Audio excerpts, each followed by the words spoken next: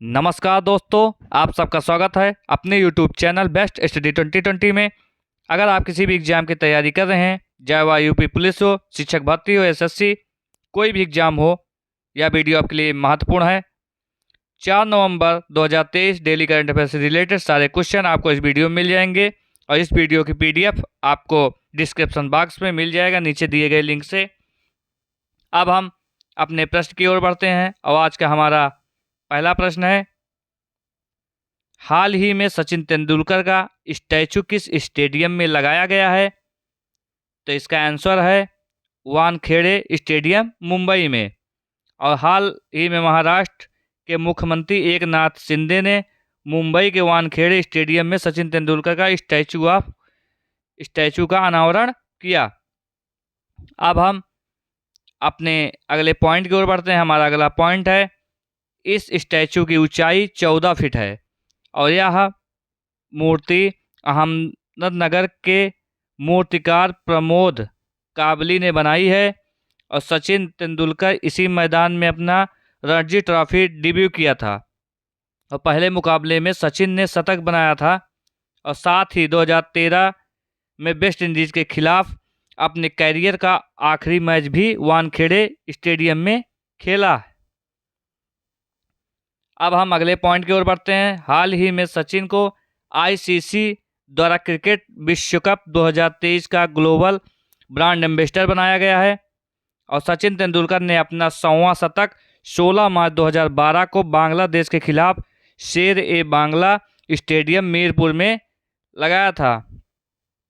अब हम अपने अगले प्रश्न की ओर बढ़ते हैं। हमारा अगला प्रश्न है, पारुमला और पेरुनल उत्सव के दक्षिण भारतीय राज्य का प्रमुख त्यौहार है? तो इसका आंसर है केरल का। यह त्यौहार केरल राज्य में मनाया जाता है। अब हम अपने अगले पॉइंट की ओर बढ़ते हैं। केरल राज्य से रिलेटेड अन्य त्यौहार के बारे में जान लेते हैं, जैसे ओणम, विशु, अट्टुक्कल, पोगाला और त्रिशूर पूरम और थेयम उत्सव, यह केरल के प्रमुख अन्य त्यौहार हैं। अब हम अपने अगले प्रश्न की ओर बढ़ते हैं। हमारा अगला प्रश्न है, हाल ही में उड़ीसा में खोजी गई अवॉयस मोटला किस जीव की प्रजाति है? तो इसका आंसर है मछली। हाल ही में शोधकर्ताओं ने उड़ीसा की महानदी में मीठे पानी की मछली की नई प्रजाति की खोज की है। अब हम अगले पॉइंट की ओर बढ़ते हैं। मछली की इस नई प्रजाति का नाम अवोस मोटला रखा गया है। यह प्रजाति मछली की अवाउस परिवार से संबंधित है और जो अन्य खोज हुए हैं, हाल ही में पश्चिम घाट का मशरूम की नए प्रजाति की खोज की गई है और इस नई मशरूम का नाम कैंडोलेमाइसिस अल्बो स्कामोसस रखा गया है। अब हम अपने अगले प्रश्न की ओर बढ़ते हैं। हमारा अगला प्रश्न है, हाल ही में किसे दूसरा रोहिणी नैयर पुरस्कार प्रदान किया गया है? तो इसका आंसर है दीनानाथ राजपूत को।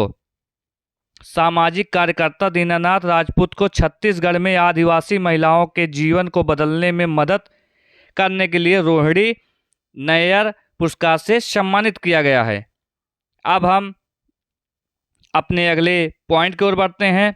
रोहिणी नैयर पुरस्कार जो है प्रदानकर्ता थे नैयर फाउंडेशन, ग्रामीण विकास के उत्कृष्ट योगदान के लिए यह पुरस्कार दिया गया था और यह पुरस्कार दिवंगत अर्थशास्त्री प्रशासक डॉक्टर रोहिणी नैयर की स्मृति में प्रदान किया जाता है, जिनका 2021 में निधन हो गया था और सेथरीचम संगतम को पहले रोहिणी नैयर पुरस्कार से सम्मानित किया गया था। अब हम अगले पॉइंट की ओर बढ़ते हैं। यह दूसरा रोहिणी नैयर पुरस्कार है और दीनानाथ राजपूत ने किसान उत्पादन संगठन की स्थापना की एवं इस संगठन की मदद से छत्तीसगढ़ में 6000 से अधिक आदिवासी महिलाओं के जीवन को बदलने का प्रयास किया। अब हम अपने अगले प्रश्न की ओर बढ़ते हैं। हमारा अगला प्रश्न है, हाल ही में वेल का अध्यक्ष और प्रबंधन निदेशक किसे नियुक्त किया गया है? तो इसका आंसर है कोप्पू सदाशिव मूर्ति को। अब हम अपने अगले पॉइंट की ओर बढ़ते हैं। हमारा अगला पॉइंट है कोप्पू सदाशिव मूर्ति नलिन सिंगल के स्थान पर नियुक्त किया गया है। और वेल जो है भारी उद्योग मंत्रालय के तहत एक महारत्न केंद्रीय सार्वजनिक क्षेत्र उद्यम CPSC है। इसकी स्थापना जो है 1964 में हुई। इसका जो हेडक्वार्टर है नई दिल्ली है। अब हम अपने अगले प्रश्न की ओर बढ़ते हैं। हमारा अगला प्रश्न है हाल ही में रश्मि रंजन स्वयं को किस राज्य का पुलिस महानिदेशक DGP नियुक्त किया गया है? इसका आंसर है जम्मू कश्मीर। यह 17वें पुलिस महानिदेशक DGP नियुक्त किया गया है। अब हम अगले पॉइंट की ओर बढ़ते हैं। रश्मि रंजन स्वयं को दिलबाग सिंह के स्थान पर नियुक्त किया गया है। रश्मि रंजन स्वयं 1991 बैच की IPS अधिकारी हैं और रश्मि रंजन स्वयं जून 2022 से विशेष DGP CID और जम्मू कश्मीर के खुफिया प्रमुख के रूप में भी कार्यरत थे। अब हम अपने अगले पॉइंट की ओर बढ़ते हैं। जम्मू कश्मीर का एक केंद्र शासित प्रदेश है जो 31 अक्टूबर 2019 को बना और राजधानी इसकी जो है श्रीनगर है। और वर्तमान जो उपराज्यपाल हैं मनोज सिन्हा हैं। अब हम अपने अगले प्रश्न की ओर बढ़ते हैं। हमारा अगला प्रश्न है प्रोजेक्ट खुश भारत की लंबी दूरी की वायु रक्षा प्रणाली परियोजना का विकास कौन सी संस्था कर रही है? तो इसका आंसर है DRDO। रक्षा अनुसंधान और विकास संगठन DRDO प्रोजेक्ट कुश के मिसाइलों का विकास कर रहा है। अब हम अपने अगले पॉइंट की ओर बढ़ते हैं। इस प्रोजेक्ट के तहत 350 किलोमीटर तक की रेंज वाली लंबी दूरी की वायु रक्षा प्रणाली विकसित की है जा रही है। और यह प्रोजेक्ट इजराइल एरोस्पेस इंडस्ट्रीज के साथ संयुक्त रूप से चलाया जा रहा है, जिसे मई 2022 की सुरक्षा के लिए कैबिनेट समिति ने मंजूरी दी थी। अब हम अगले पॉइंट की ओर बढ़ते हैं। DRDO defence research and development organisation इसका फुल फॉर्म है और भारत की रक्षा से जुड़े अनुसंधान कार्यों के लिए देश की अग्रणी संस्था है। इसकी स्थापना 1958 में हुई। इसका जो मुख्यालय यानी हेडक्वार्टर है वो नई दिल्ली है। इसके जो चेयरमैन है डॉक्टर शमीर V कमत। अब हम अपने अगले प्रश्न की ओर बढ़ते हैं। हमारा अगला प्रश्न है वनडे क्रिकेट में सबसे तेज 100 विकेट लेने वाले खिलाड़ी कौन हैं? तो इसका आंसर है शाहिद अफरीदी। पाकिस्तान के तेज गेंदबाज शाहिद अफरीदी वनडे में सबसे तेज 100 विकेट लेने वाले फास्ट बॉलर बने हैं। अब हम अगले पॉइंट की ओर बढ़ते हैं। शाहिद अफरीदी ने 51 मैचों में 100 विकेट लिए हैं और शाहिद अफरीदी ने ऑस्ट्रेलिया के 3 गेंदबाज मिचेल स्टार्क का रिकॉर्ड तोड़ा है।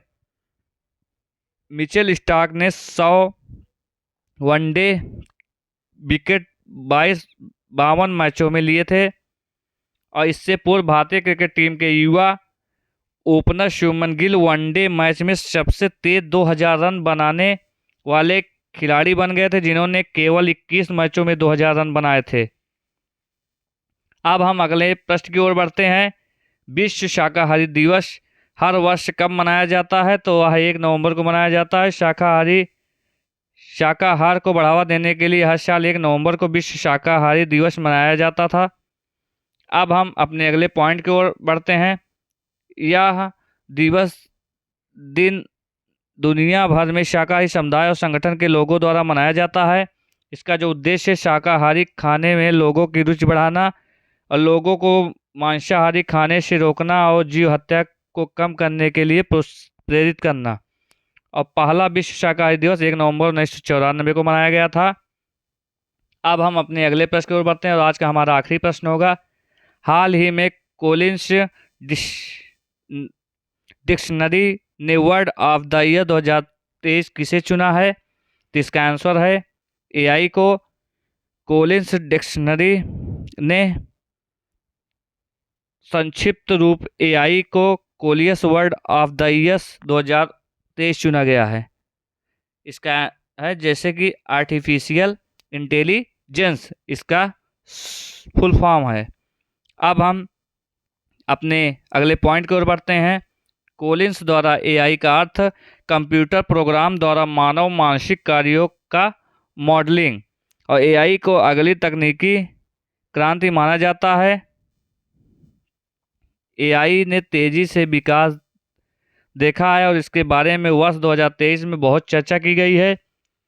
कोलिंस डिक्शनरी का वर्ष 2022 में इसका शब्द फार्मेसी था, जो अस्थिरता और असुरक्षा के युग को इंगित करता था। अब हम अपने अगले पॉइंट की ओर बढ़ते हैं। अंग्रेजी का एक मुद्रित और ऑनलाइन शब्दकोश है। यह ग्लासगो में हार्पर कॉलेज द्वारा प्रकाशित किया गया और मूल रूप से प्रकाशित 1979 में हुआ। अब हम आज के लिए यहीं पे हमारा प्रश्न समाप्त होता है। आप सबके लिए एक प्रश्न है, भारत आने वाला प्रथम अंग्रेज कौन था? इसका आंसर आप कमेंट बॉक्स में ज़रूर दीजिएगा। आशा करते हैं यह वीडियो आपको भी पसंद आया होगा और हमारे चैनल बेस्ट 2020 को सब्सक्राइब जरूर करें। और आज के लिए धन्यवाद। जय हिंद, जय भारत।